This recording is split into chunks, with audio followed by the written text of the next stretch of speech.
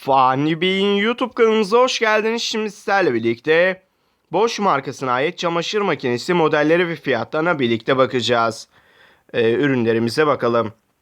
Burada teknik özelliklere göre sıralama yapıp kendi ideal çamaşır makinenizi tercih edebilirsiniz. Çamaşır makinelerimizin görselleri, özellikleri, ürün kodu ve fiyatını görmektesiniz.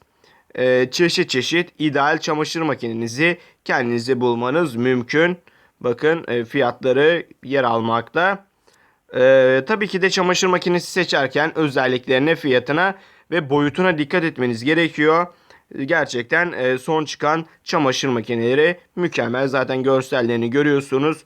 Gri veya beyaz renk tonlarında çamaşır makinesi tercih edip kullanabilirsiniz. İsterseniz videomuzun açıklama bölümündeki linke tıklayarak bu sayfaya ulaşabilir.